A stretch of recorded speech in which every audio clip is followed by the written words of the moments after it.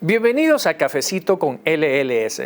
Mi nombre es Javier Macías y soy el gerente de alcance al paciente y la comunidad de la Sociedad de Lucha contra la Leucemia y el Linfoma, o la LLS por sus siglas en inglés, y el anfitrión de este programa dedicado a compartir temas de salud relevantes con nuestra comunidad.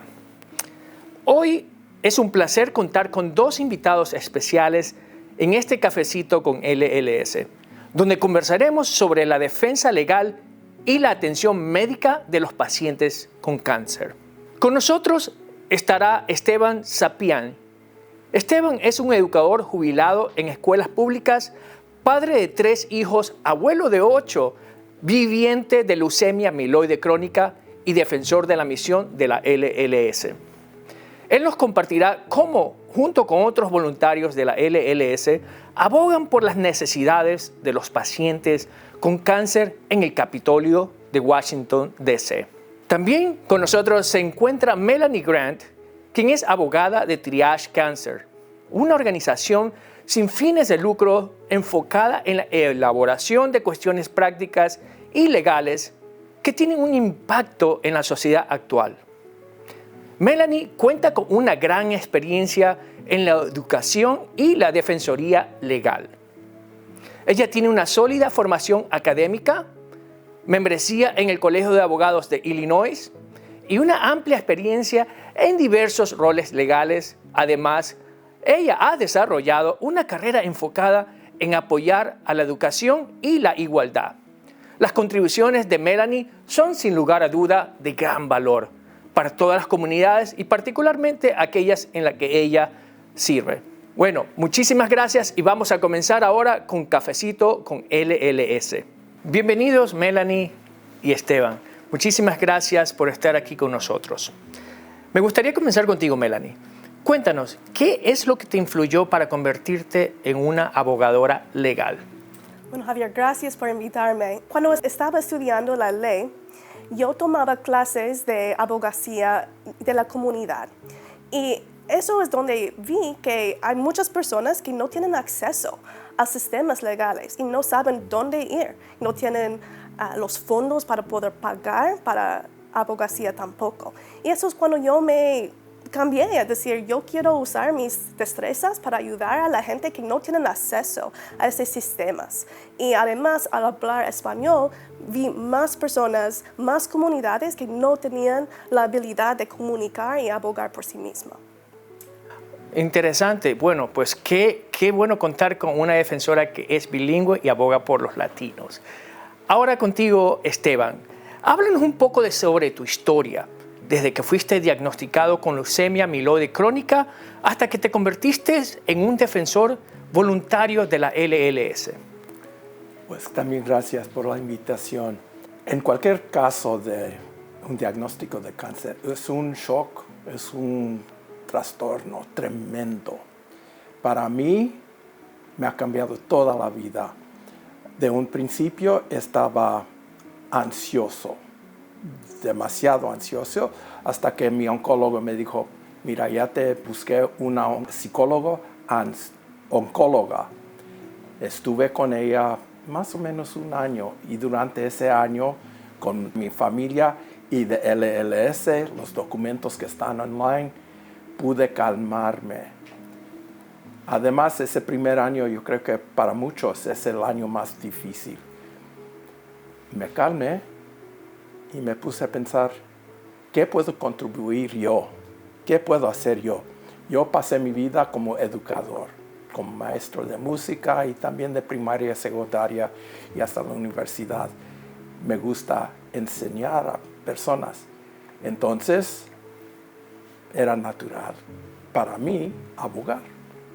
Bueno, sabemos que es importante, especialmente con la travesía que tú enfrentaste de cáncer. Hace un momento yo me acuerdo que cuando te presenté como viviente de cáncer, un término que me pareció muy interesante y único con el cual tú te identificas. Explícanos, ¿cuál es la diferencia entre viviente y sobreviviente? He conocido a varias personas que han sufrido cirugías, que han sufrido amputaciones. En mi caso, yo tomo una pastilla al día.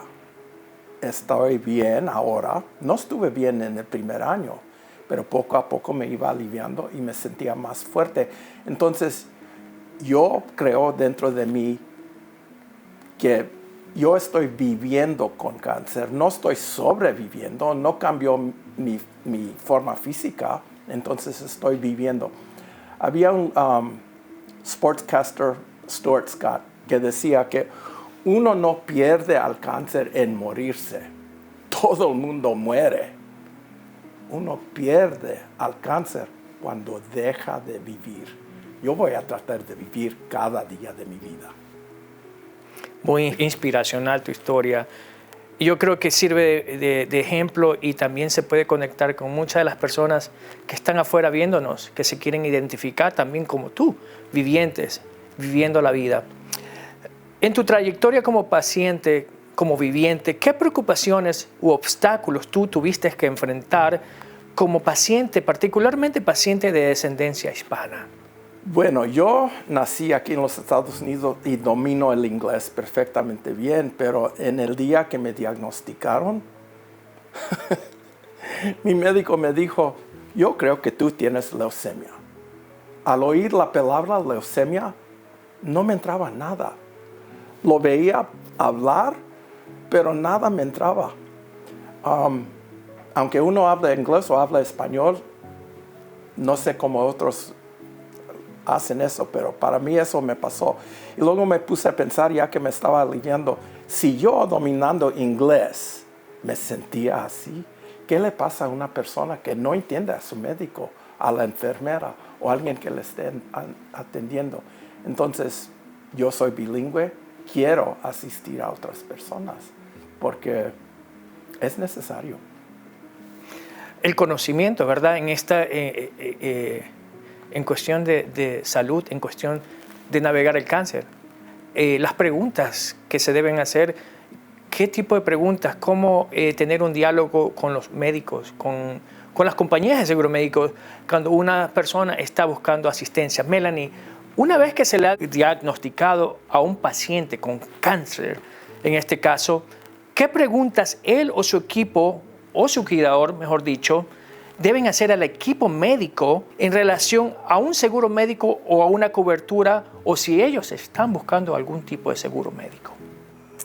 Bueno, si están buscando algún seguro médico, debe entender qué tipo de tratamiento va a tener, cuándo va a empezar el tratamiento, si hay tiempo para buscar, para encontrar otras opciones, otras opiniones.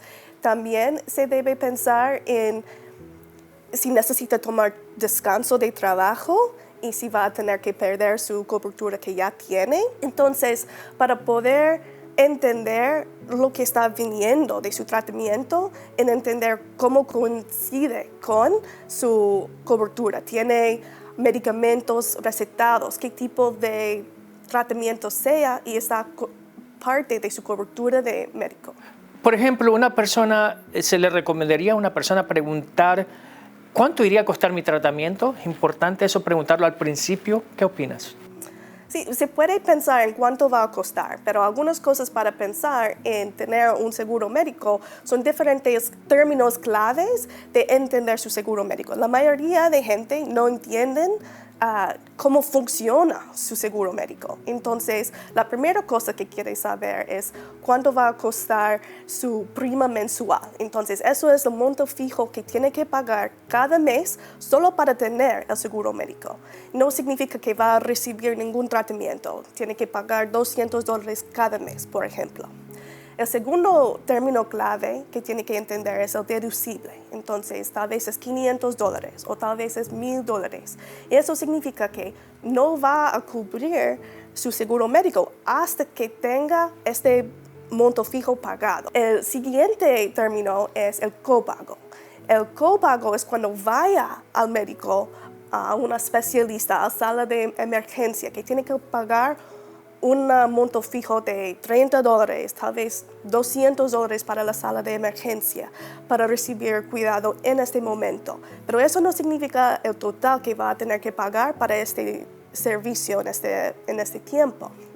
Y el último término clave es el máximo que paga de su bolsillo. Y eso significa el máximo que va a pagar en el año médico, el año que tiene su seguro médico, de todo su tratamiento.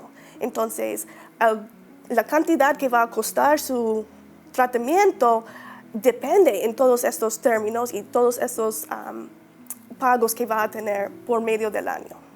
O sea que esto depende del tipo de seguro médico que el paciente o el individuo escoge dentro de los planes. ¿Es así?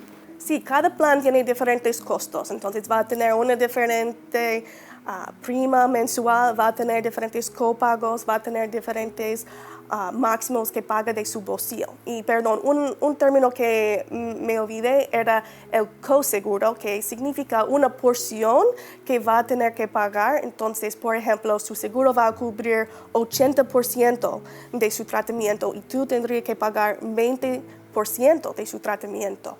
Entonces, si tiene un bile de $2,000 para un tratamiento, va a tener que pagar 20% de esta cantidad. Esteban, ¿tú sabías de todos estos términos cuando se te diagnosticó? O en general como paciente. De un principio, no.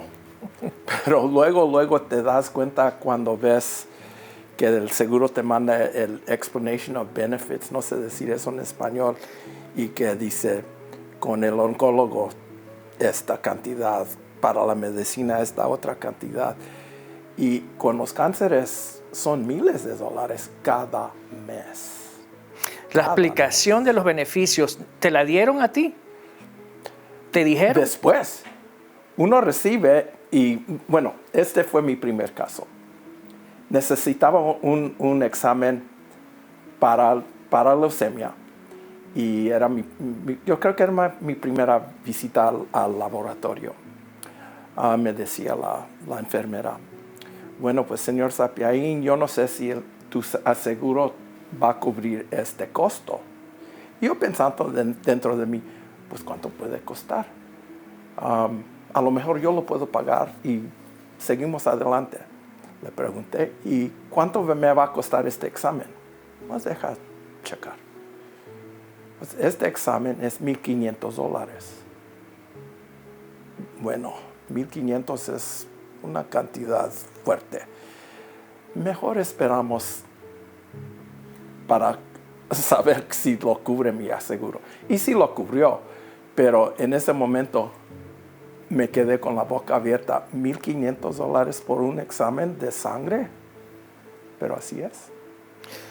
Y esto es común, Melanie, escuchar, tú que eres abogadora y eres bilingüe, en nuestra comunidad hispana, los hispanohablantes, la falta de conocimiento o ¿qué es lo que has escuchado cuando te llaman a ti por ayuda? Bueno, la verdad es que la mayoría de gente, sean quien hablan español o quien hablan inglés, 95% de la gente no entienden los términos claves, no entienden cómo funciona su seguro médico y no entienden cuando reciben los biles lo que tener que hacer, si voy a tener que pagarlo o no. Entonces, la mejor manera de poder manejar su ingreso o su vida financiera es entender su seguro médico y cómo funciona, y cómo entender su explicación de beneficios y lo que cubre y lo que no cubre. Bueno, repítenos una vez más esos términos claves que las personas deben conocer al momento de hacerle preguntas a su equipo médico o a su seguro médico. ¿Cuáles son? Bueno, los términos claves, primero es la prima mensual, y eso es lo que tiene que pagar cada mes al usar su seguro o no. Si está perfectamente sana, no tiene que ir a ningún médico, tiene que pagar esto cada mes. Los siguientes términos son cuando usa su seguro médico, entonces al recibir tratamiento. El primero es el copago. Entonces, cuando vaya al médico y va a tener que pagar $30 para ver su especialista. Eso es lo que tiene que pagar en este momento. El siguiente término es el coseguro. Y eso significa el plan de seguro médico, tiene una porción que el seguro va a pagar y una porción que tú tienes que pagar. Y tal vez puede ser 80% del seguro y 20% tuyo, o tal vez 70-30, algo así. Y eso significa que cuando recibe tratamiento, el seguro va a cubrir este 70% de la factura. El siguiente término es el máximo que va a pagar de su bolsillo. Y eso es la más clave, en mi opinión, porque cuando sepa que el máximo que voy a tener que pagar en el momento de los biles de tratamiento es $5,000 o tal vez $8,000, que todavía es mucho dinero, es bastante alto de todo. Pero al saber que hay un final, cuando recibe un bill de $20,000, sabe, bueno, mi máximo de mi bolsillo es $5,000, entonces no voy a tener que pagar todo este bill de $20,000. Regresando a Esteban, contigo, tu experiencia como abogador de la LLS, ¿qué tú conversas con las personas las cuales tú hablas sobre tu experiencia y les das consejos? Yo soy un miembro de un programa que se llama Kaufman Primera Conexión. Entonces, a mí me llaman pacientes por lo regular que tienen el mismo diagnóstico que yo tengo. Recientemente me llamó un señor y me dijo, señor Esteban, nada más me quedan 2 píldoras, ya estoy fuera de cobertura, ¿qué puedo hacer? Yo como voluntario, yo no tengo recursos, entonces le di el número que van a ver aquí al fin del programa, 800, no lo tengo en la mente, pero dije, llámeles, ellos te pueden asistir. Otras personas tienen otros problemas que yo quizás he tenido y a veces no, pero por lo general es paciente a paciente, que es otro nivel de comunicación. Con un médico, para mí, a veces me hablan y yo no entiendo mucho de lo que me dicen, porque los términos médicos son términos médicos. Y luego cuando hablo con los que tienen la aseguranza, ese es otro idioma. Y yo creo que después vamos a platicar más de la aseguranza, pero es muy importante platicar paciente a paciente, porque entonces podemos hablar en nuestro idioma normal. Yo creo que sí, es muy importante guiar a las personas porque mucha gente no sabe a dónde ir por ayuda, ¿verdad?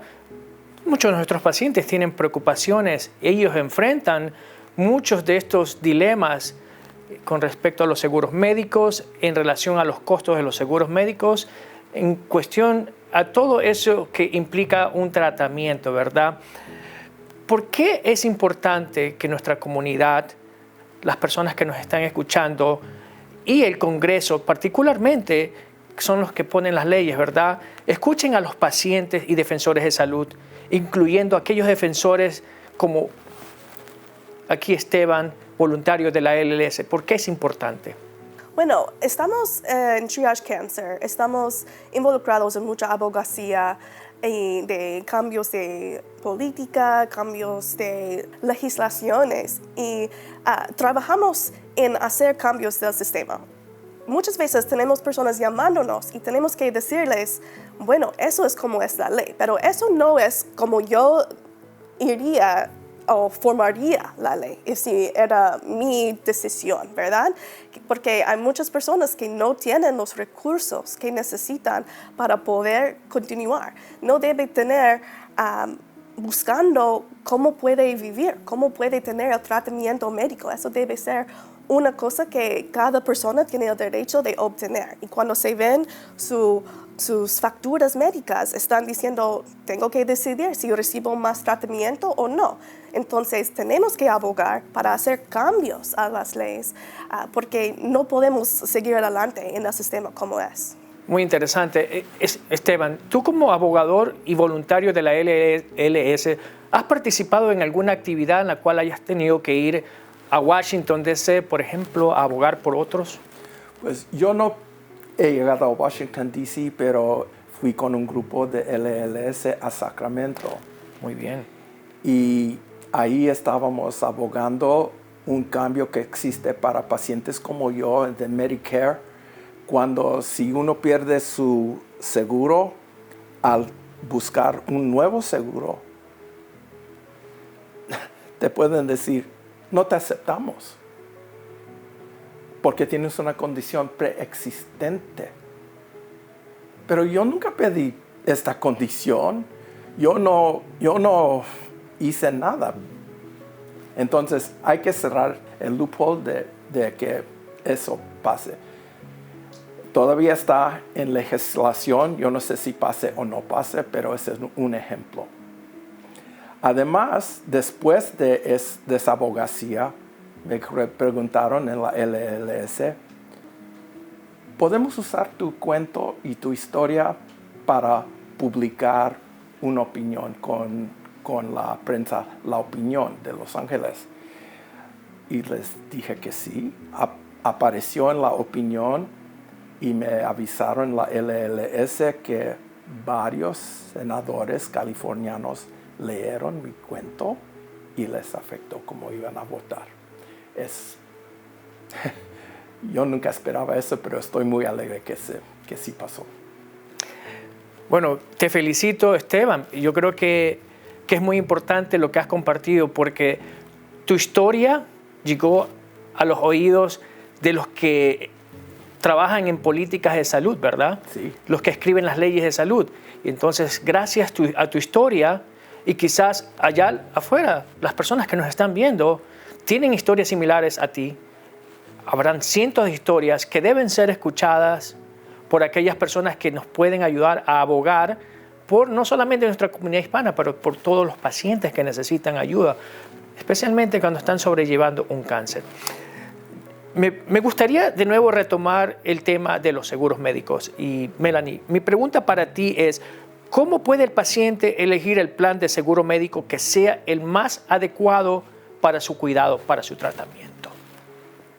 Bueno, hay tres cosas que tienen que pensar cuando está eligiendo un plan de seguro médico. El primero es el costo, que es una parte. El segundo es los proveedores, si van a tener sus médicos, sus oncólogos dentro de su red. Y tercero es los medicamentos recetados, si están parte de su plan también. Y al determinar cuál tiene en todas estas tres partes, quiere mirar más información del plan.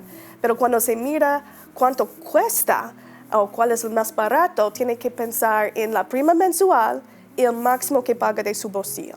Entonces va a tomar esta cantidad de cada mes de $300, digamos, más 12 meses y después agregar el máximo de su bolsillo. Entonces puede ser que la prima mensual más barato de $300 puede ser un plan más costoso de un plan que tiene una prima mensual de $400 al mes. Entonces tiene que hacer los cálculos. Siempre decimos hacer los cálculos para mirar cuál le cuesta menos o es el más barato del plan. Entonces, si tiene tres planes de 275, 300 y 400 de prima mensual, tiene que también mirar lo que dice en el plan el máximo que paga de su bolsillo y hacer los cálculos para determinarlo. Muy interesante. Y a todo esto, ¿es normal que algún seguro médico no pueda cubrir un tratamiento o los seguros médicos tienen que cubrir tratamientos en general? Bueno, en general tienen que cubrir el tratamiento. Entonces, cuando recibe una explicación de beneficios que denegó su tratamiento, puede ser porque era un error en el código. Tal vez se puso algo incorrecto. Entonces, la primera cosa es quiere mirar su explicación de beneficios y asegurar que lo que dice el servicio era el servicio que recibió y tiene el código correcto. Y esto puede ser algo que llama a su médico para corregir y tal vez ya es todo. Otra cosa puede ser que tiene tal vez una prueba genética. por ejemplo, que dice su seguro que esta prueba genética es experimental, entonces no lo vamos a cubrir y le va a denegar su reclama, ¿verdad? Entonces, lo que tendría que hacer es recibir apoyo de su médico de por qué era necesario médicamente esta prueba genética y después entregar todos esos documentos por medio de un proceso que se llama la apelación. Y la mayoría de gente no apelan sus denegaciones de reclamas de seguro médico. Es como 0.1% de denegaciones son apeladas. Entonces, hay un montón de oportunidad de recibir pago por estas denegaciones, pero la gente no sabe cómo hacerlo. Entonces, primeramente, el primer paso es hacer una apelación interna. Eso significa que va a recibir todos los documentos de su médico y entregarlo otra vez a su seguro médico, la misma compañía. Y el proceso de apelación interna es una reconsideración. Pero si todavía denegan esta apelación, tiene otra opción, una segunda parte de apelación, que es una apelación externa. En esta parte puede recibir un repaso independiente por otra compañía, no su compañía de seguro médico, para determinar, por ejemplo, si su prueba de genética era necesaria médicamente.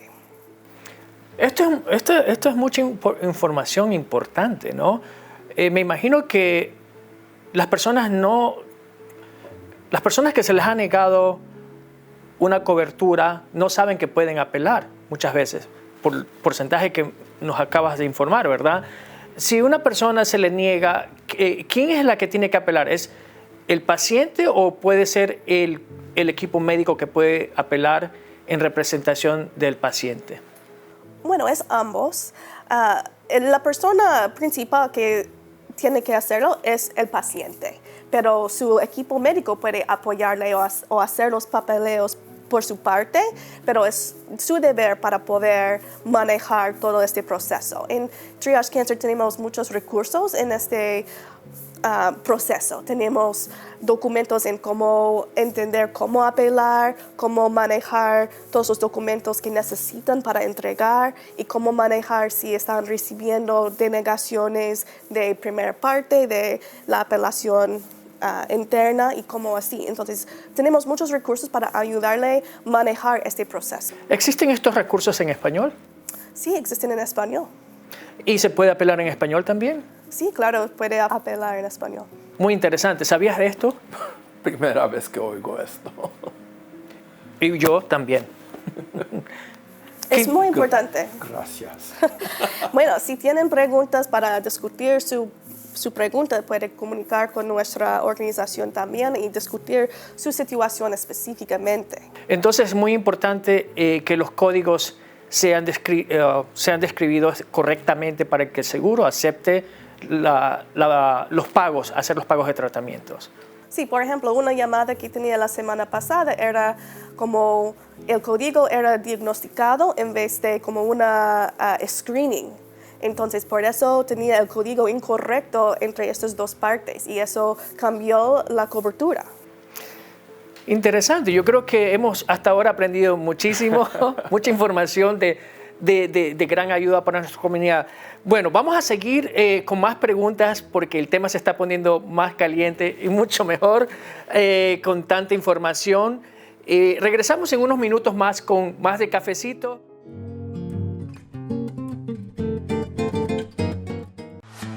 Nos reunimos en comunidades por todo el país para recordar y honrar, para celebrar y apoyar, para iluminar la noche. Únase a nosotros para levantar en alto nuestras linternas. Únase a nosotros. Somos la Sociedad de Lucha contra la Leucemia y el Linfoma. Y cuando nosotros caminamos, el cáncer corre. Únase a nosotros para iluminar la noche. Encuentre su evento local en lightthenight.org.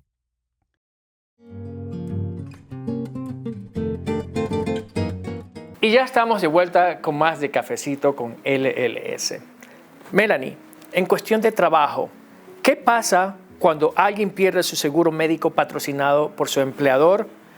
¿Qué alternativas hay? Bueno, la primera cosa cuando está pensando en salir de su trabajo, debe primeramente pensar en las opciones y saber en cuánto tiempo tiene su seguro médico de su trabajo. Porque a veces, si termina al día, tal vez tiene su seguro médico hasta el final de mes o alguna fecha en el futuro. Y al saber la fecha que pierde su seguro médico es importante en saber en cuánto tiempo tiene para elegir un nuevo seguro médico. Típicamente hay algunas opciones en elegir otros planes de seguro médico. Si tiene un empleador que tiene más de 50 empleadores, va a calificar para lo que se llama COBRA. Y el COBRA es el mismo plan que tiene de su empleador, pero va a costarle mucho más porque tú tienes que pagar su porción de la prima mensual y también la porción de su empleador. Entonces, típicamente es mucho más que se espera una persona, pero tal vez puede ser lo más barato todavía porque ya ha logrado a su máximo que paga de su bolsillo ya en el año, que ya estamos en mayo. Entonces, si va a ya tener su máximo pagado de su bolsillo, tal vez es más barato para seguir con este plan con la prima mensual en vez de empezar de nuevo con un nuevo máximo de su bolsillo de otros $5,000 o $9,000 que empieza ya en cambiar. Entonces es una cosa que quiere pensar. Pero si no quiere continuar con el COBRA, el plan de COBRA de su empleador, puede elegir un plan del mercado. Y el mercado es donde se puede elegir cualquier tipo de plan por parte de Obamacare. Y es como un centro comercial para planes, que puede elegir algo de bronce, algo de plata, algo de oro, algo de platino. Hay 4 niveles. Y tienen diferentes primas mensuales y también diferentes pagos máximos de su bolsillo.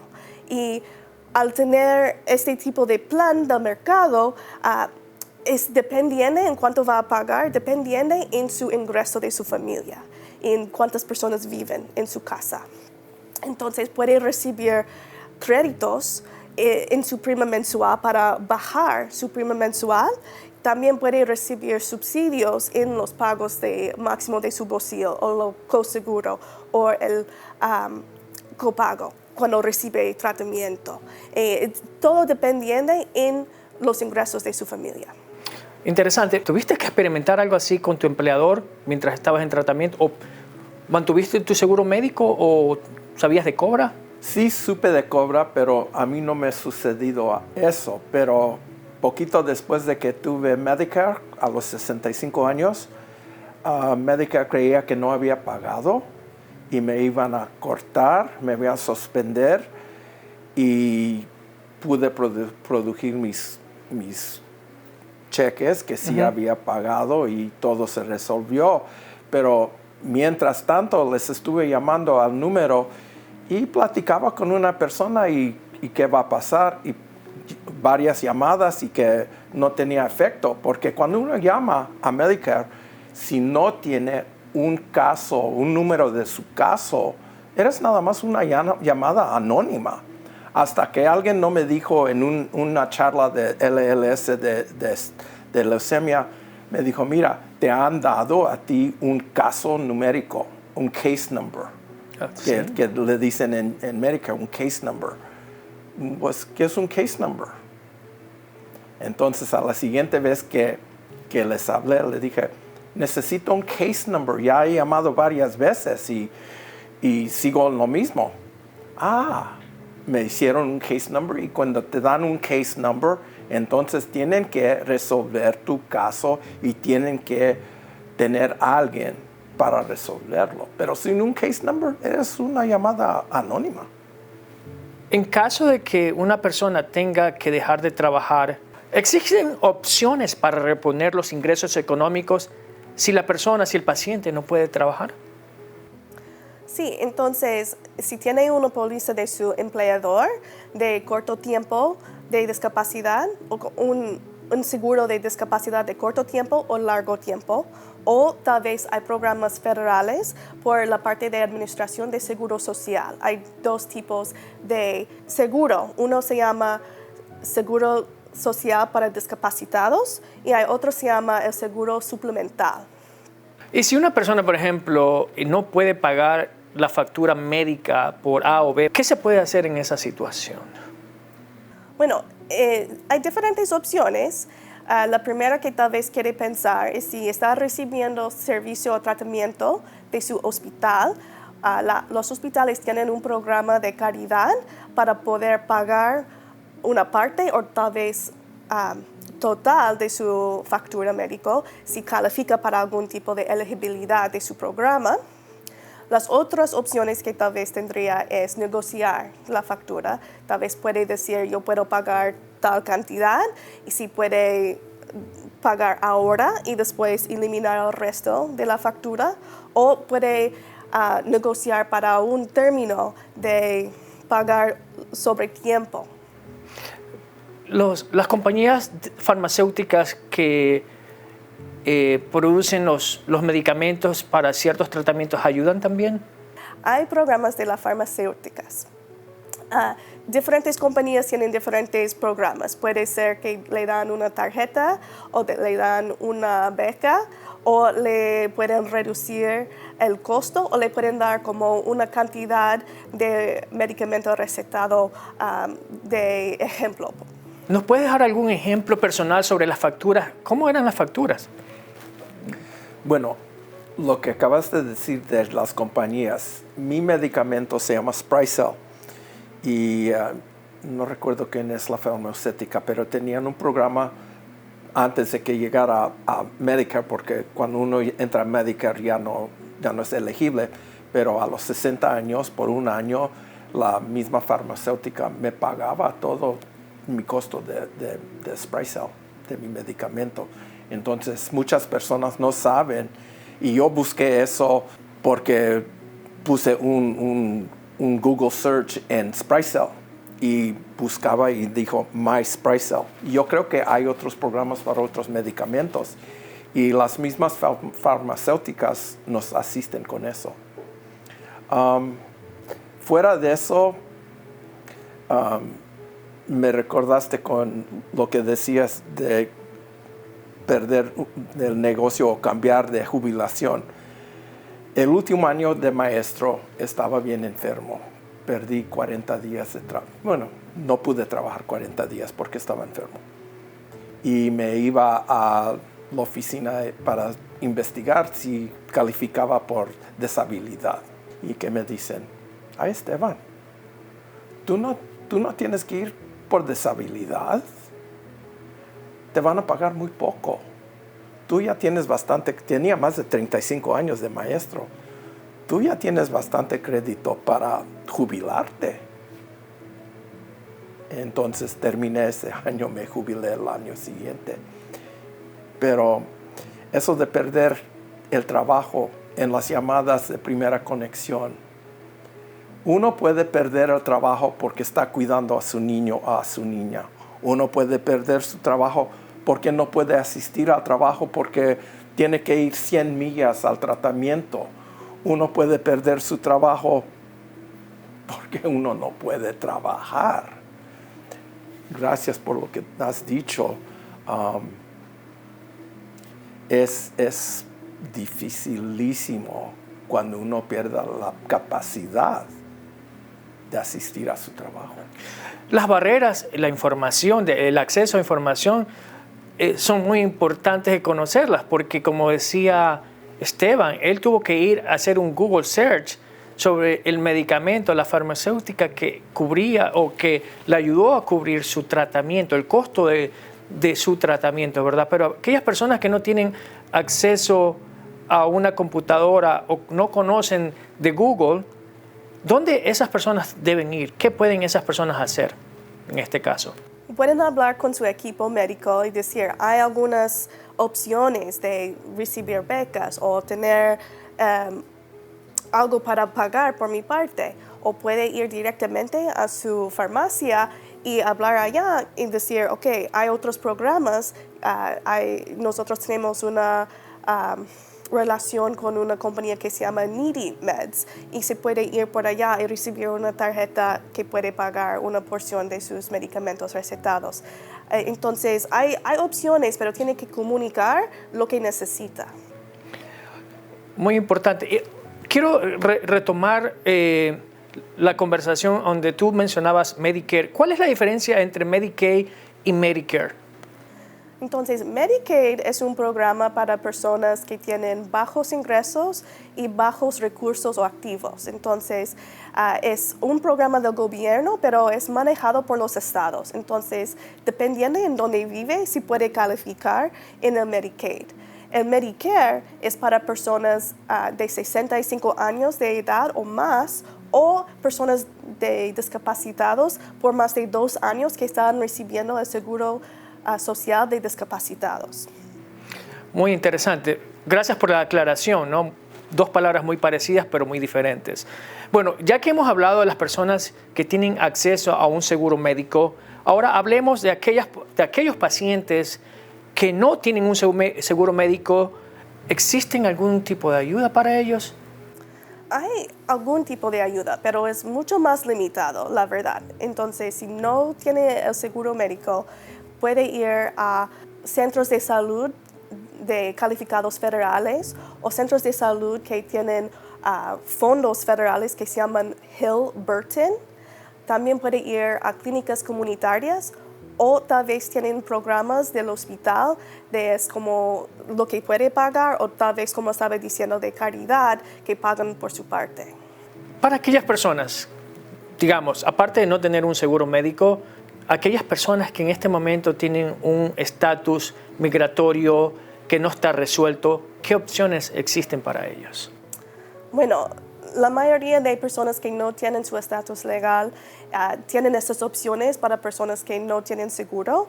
En algunos estados de Colorado y Washington hay programas para personas para pagar por un seguro médico si no tienen estatus, pero la mayoría de los estados no tienen estas opciones. Entonces, tal vez si puede hacer la abogacía en su estado es una opción. Otra opción es ir a los hospitales que tienen están calificados federales o tienen estos fondos federales. Esteban, ¿tú qué opinión tienes sobre esto? ¿Por qué es importante la abogacía para este grupo muy importante de pacientes?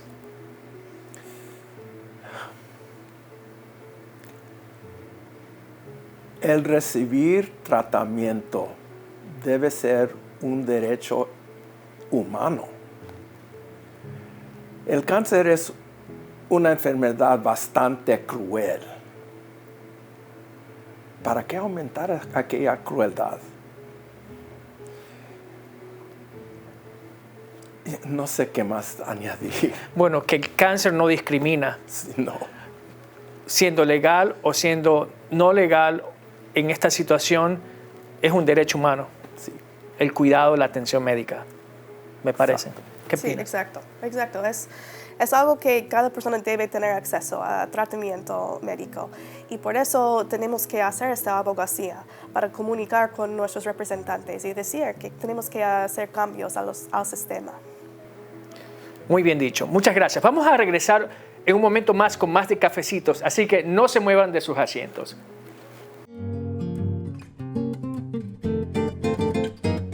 Día 1, el día más difícil, el día en que usted escucha. Lo siento, es un tipo de cáncer de la sangre. Pero el día 1 es solo un día. En la Sociedad de Lucha contra la Leucemia y el Linfoma, estamos aquí para ayudarle a pasar el día 1.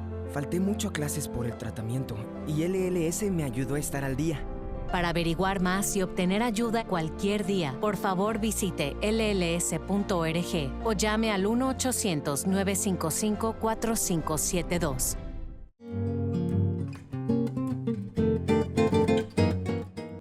Y ya estamos de vuelta con Cafecito con LLS. ¿Qué recomendaciones ustedes pueden dar a aquellos pacientes recién diagnosticados y necesitan orientación?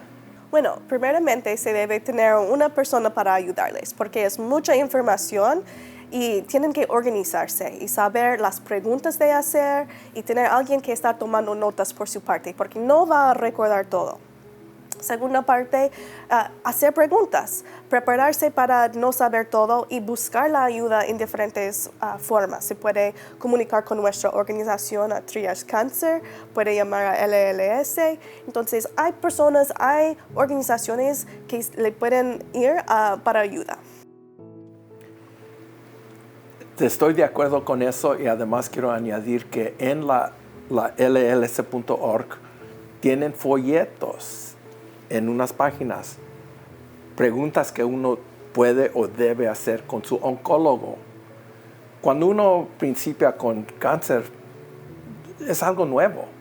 No se me ocurre preguntar esto, aquello y el otro. Y otras personas que ya tienen experiencia, ya tienen las preguntas que uno debe preguntar, que cuando uno está nuevo no se le ocurre. Además, es de suma importancia tener a alguien contigo. Como dije antes, al oír la palabra leucemia, ya mi cerebro cortó. No pude entender. Estuvo mi esposa conmigo.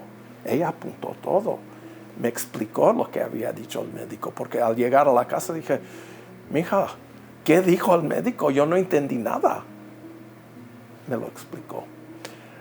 Y finalmente, ya después de un tiempecito, pero al principio hay algo que se llama en inglés chemo brain, cerebro de quimioterapia.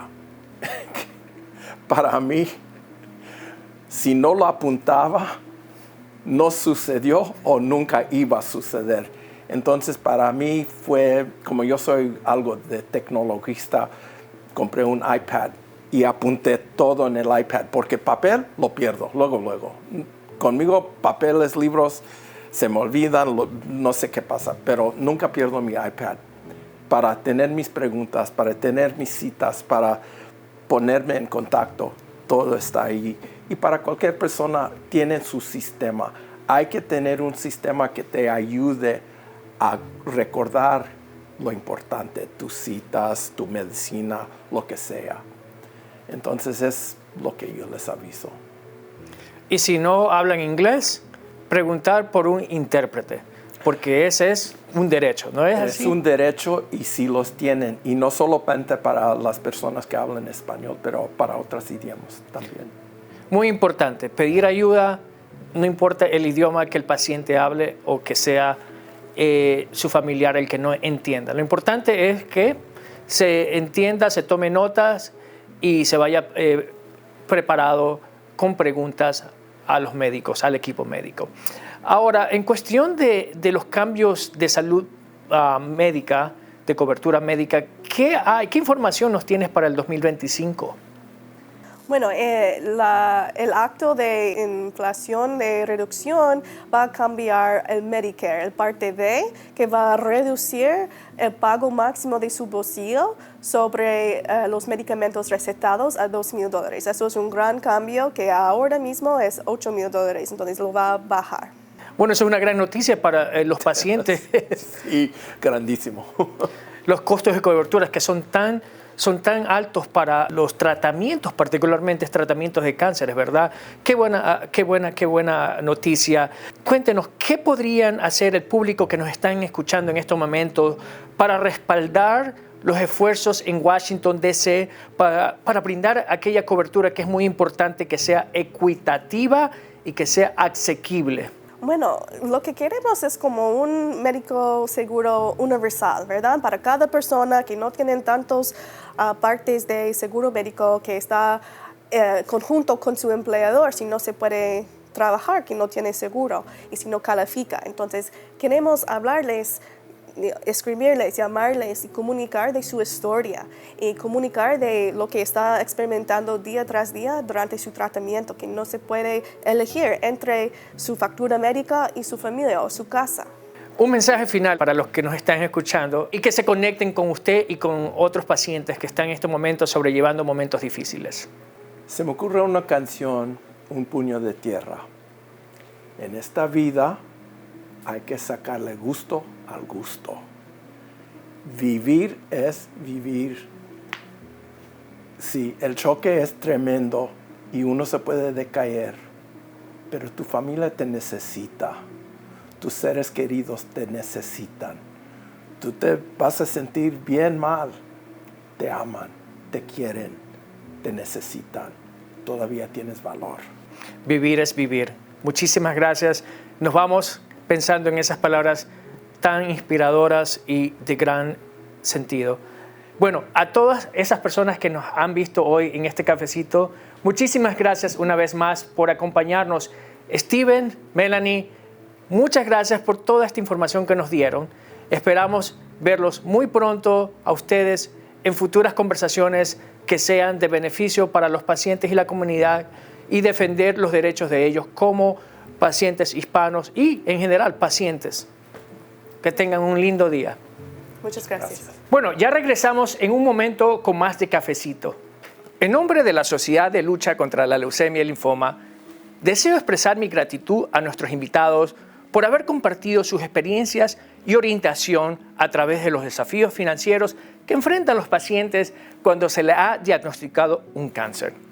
Las organizaciones como Triage Cancer y LLS cuentan con recursos y personal que abogan de manera continua en el Capitolio por políticas que protegen el acceso a terapias que salvan vidas a los pacientes con cáncer. Asimismo, quiero expresar mi gratitud a todos ustedes que nos acompañaron hoy.